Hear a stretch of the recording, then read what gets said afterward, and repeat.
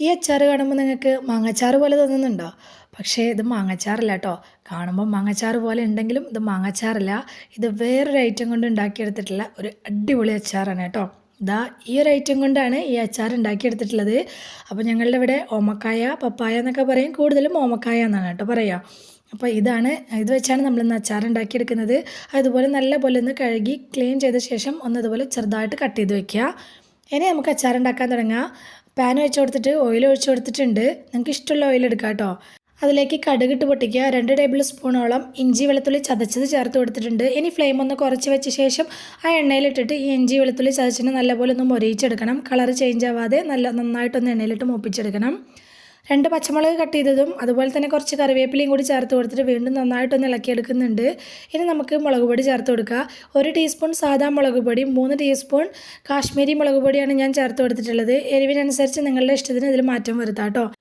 മുളക് പൊടി ചേർത്ത് കൊടുക്കൽ കഴിഞ്ഞ ശേഷം ലോ ഫ്ലെയിമിലാക്കി തന്നെ വെക്കണം. നല്ലപോലെ എണ്ണയിലിട്ടിട്ട് ഈ പൊടികളെ മൂപ്പിച്ചെടുക്കണം. കുറച്ച് സമയമെടുത്ത് ഈ മുളക് പൊടിയൊക്കെ നല്ലപോലെ മൂപ്പിച്ചെടുക്കണം കേട്ടോ. കാശ്മീരി മുളക് പൊടി ആയതുകൊണ്ട് മൂത്ത് വരാൻ കുറച്ച് സമയമെടുക്കും. 1 ടീസ്പൂൺ കായംപൊടി കൂടി ചേർത്ത് കൊടുത്തിട്ടുണ്ട്. പിന്നെ ഇതിലേക്ക് 1/4 ടീസ്പൂൺ മഞ്ഞൾപ്പൊടി കൂടി ചേർത്ത് കൊടുത്തിട്ടുണ്ട് കേട്ടോ. അത് ഞാൻ മറന്നു പോയതാണ്, പിന്നീട് ചേർത്ത് കൊടുത്തതാണ്. നല്ലപോലെ എണ്ണയിലിട്ട് നല്ലപോലെ അതിൻ്റെ പച്ചമണം ഒന്ന് പോയി കിട്ടുന്നത് വരെ നമുക്കിതൊന്ന് വഴറ്റിയെടുക്കണം. അപ്പോൾ മാത്രമേ നമ്മളുടെ അച്ചാറിന് നല്ല ടേസ്റ്റ് ഉണ്ടായിരിക്കുള്ളൂ കേട്ടോ.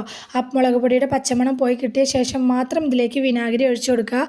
പപ്പായ ആയതുകൊണ്ട് ഒട്ടും പുളിയില്ലാത്ത സാധനമല്ലേ, അതുകൊണ്ട് തന്നെ ഇതിലേക്ക് കുറച്ചധികം വിനാഗിരി ഒഴിച്ചു കൊടുത്തിട്ടുണ്ട്.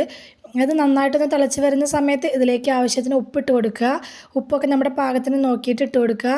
പിന്നെ ഇതിലേക്ക് ചേർത്ത് കൊടുത്തിട്ടുള്ളത് 1 ടീസ്പൂണോളം പഞ്ചസാരയാണ്.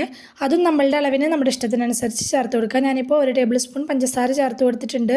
ഇത് നന്നായിട്ടൊന്ന് മിക്സ് ആക്കി എടുത്ത ശേഷം നമ്മൾ കഴുകി കട്ട് ചെയ്ത് വെച്ചിട്ടുള്ള പപ്പായ ഇതിലേക്ക് ചേർത്ത് കൊടുക്കുക. നന്നായിട്ടൊന്ന് മിക്സ് ആക്കി യോജിപ്പിച്ചെടുക്കുക. ഇനി ഇത് ഫ്ലെയിം കൂട്ടി വെച്ച് തിളപ്പിച്ച് ഒരുപാട് ഇതിനെ വേവിച്ചെടുക്കരുത്. അധികം വെന്ത് പോവരുത്. അതിങ്ങനെ കടിക്കാൻ കിട്ടണം, ആ വിധത്തിലായിരിക്കണം കേട്ടോ. ലാസ്റ്റ് ഇതിലേക്ക് 1 ടേബിൾ സ്പൂൺ കടുകും ഉലുവയും കൂടി ചൂടാക്കി പൊടിച്ചതാണ് ചേർത്ത് കൊടുത്തിട്ടുള്ളത്. എന്നിട്ട് വീണ്ടും ഒന്ന് നന്നായിട്ട് മിക്സാക്കി യോജിപ്പിച്ചെടുത്ത് കഴിഞ്ഞാൽ നമ്മളുടെ അച്ചാർ ഇവിടെ റെഡി ആയിട്ടുണ്ട്. ഇത് നമുക്ക് അപ്പം തന്നെ കഴിക്കുകയും ചെയ്യാം കേട്ടോ. ഞാൻ പറഞ്ഞ പോലെ നല്ലപോലെ വേവിച്ചെടുക്കരുത്, പെട്ടെന്ന് തന്നെ ഓഫ് ചെയ്ത് കൊടുക്കണം കേട്ടോ ഫ്ലെയിം. കുറച്ച് സമയം കഴിയുമ്പോൾ ഇതുപോലെ ആയിട്ട് കിട്ടും. ഉലുവയും കടുവൊക്കെ ചേർത്തതുകൊണ്ട് തന്നെ അതിലത്തെ വെള്ളമൊക്കെ വറ്റി ഇതുപോലെ ആയി കിട്ടും കേട്ടോ. ഇഷ്ടമായിട്ടുണ്ടെങ്കിൽ ഒന്ന് ഫോളോ ചെയ്യാനും ലൈക്ക് ചെയ്യാനും മറക്കല്ലേ കേട്ടോ.